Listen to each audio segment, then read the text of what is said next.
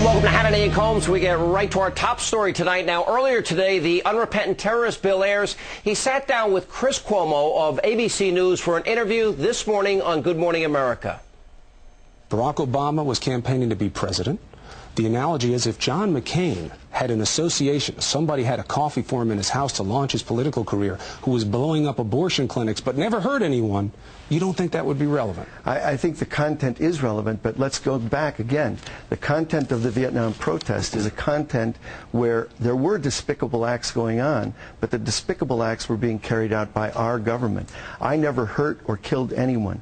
I was involved in the anti-war movement. I was a militant. I was part of the militant faction of opposing the war, and I've been quoted again and again as saying I don't regret it, and frankly, and saying I don't think we did enough, and I don't think we did enough. I also spoke to Chris Cuomo of ABC News this afternoon on my radio show. You're dealing with a very polished intellect in Mr. Ayers. I think that would be objectively true. I guess it could be that he does have his perspective on things, and that's just his legitimate representation of them. It also could be that this is somebody who's trying to protect Barack Obama, the president-elect, that is what he's decided to do. I don't know that. I can only represent for what he said. But certainly, when we got into the ground about his own past, and you and I have discussed this before, his relationship with Obama is one issue. His particular past is a separate issue, at least for me. And I was a little surprised that he did not draw more of a bright-line distinction between wanting to serve people today with a message of what is healthy dissent and what is wrongful dissent. I was surprised that he did not condemn violence in all forms and manifestations under any circumstances. I was surprised he didn't do that. Joining us tonight with the reaction are three men who know a great deal about Bill Ayers. Larry Gratwall, a one-time FBI informant. He infiltrated the Weather Underground when Ayers was the leader. Stanley Kurtz of the National Review. He has investigated the relationship between Bill Ayers and Barack Obama. And John Murtaugh, whose childhood home was bombed by the Weather Underground because his father was a judge presiding over a trial involving the Black Panthers. So, guys, welcome aboard. Thanks for being with us. Mr. Gratwall, you infiltrated this group. You were there when, in fact, Bill Ayers was there.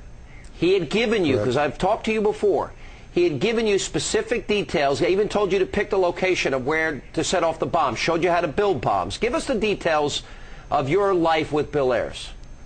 Well, when the group went underground in early 1970, Bill was one of the members of the Central Committee. He was assigned people to the cells in various cities throughout the United States.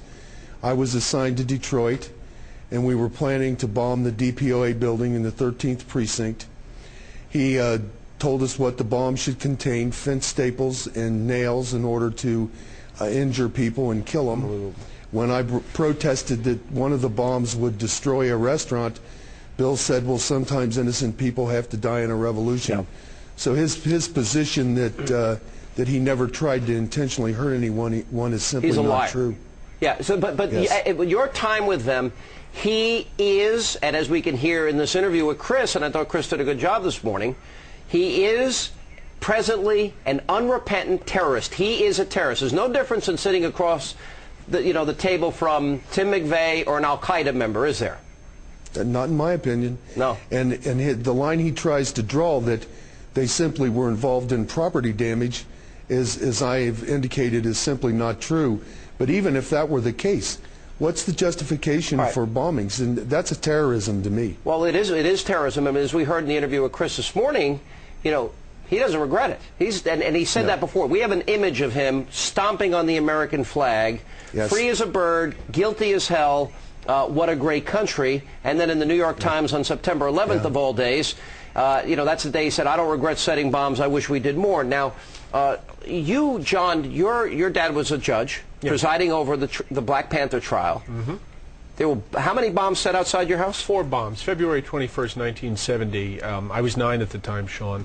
The Weather Underground New York cell set 4 firebombs off at our house, 2 at the front door, 2 under the gas tank of the family car, trying to really create what today we'd call a car bomb. Right. All right. And Stanley, let me go to you here for a second, because you've done great work on, I call it Kalo Land, National Review Online for Catherine Lopez, who runs the site. Look, we know that, look, he's been elected president. My question is, do we really know the real Barack Obama? You've done a lot of investigative work. You know, his rationale, I was 8 years old, I thought he'd been rehabilitated. These are all comments that he's made over time. But he did sit on multiple boards. He did give speeches with. His wife worked with Bernardine, and they did start his political career in the home of this unrepentant terrorist. I have my opinion. He has all these radical associations. What do you, with all your investigative work, what do you conclude? Well, Sean, I think it's very clear when you look into it that Barack Obama had close relationships to a lot of people on the very far, even radical political left during his years in Chicago, and Bill Ayers was a very big part of that. The amazing thing is, as tremendously important and completely legitimate as the issue of Ayers' early terrorist history is, even if you set all of that aside, Ayers remained very radical during the years of his education work and foundation work. This would be a big story even if the terrorism hadn't existed, just because Barack Obama was so working so closely, even giving hundreds of thousands of dollars to Bill Ayers' radical education. It's Alan Combs. We just had an election, and I know we talked about a lot of this stuff, and I'm not defending Bill Ayers when I ask you this, but people decided pretty much that this didn't matter too much in terms of who they wanted to be president of the United States, knowing to a large extent some of the things that you've talked about. So is that still relevant? Is there some secret dark mystery, as Bill Ayers put it tonight, that we don't know about his relationship with Barack Obama, that somehow if it were revealed, we'd have this brand new opinion of the president-elect? Well, quite honestly, Alan, I don't think the American public knows even a part of what's really been going on, because the mainstream media hasn't been covering it. What don't we know? Well, for example, the Gamaliel Foundation. How many people have heard of that? The New Party, which Barack Obama was affiliated with. How many people have heard of that? The news media haven't been covering a whole series of stories. But what piece of information would be so damaging and hurtful and instill more fear in us that we should be so fearful of this man who's about to become president? Is there some nugget that we need to know that would instill fear in America about the president-elect?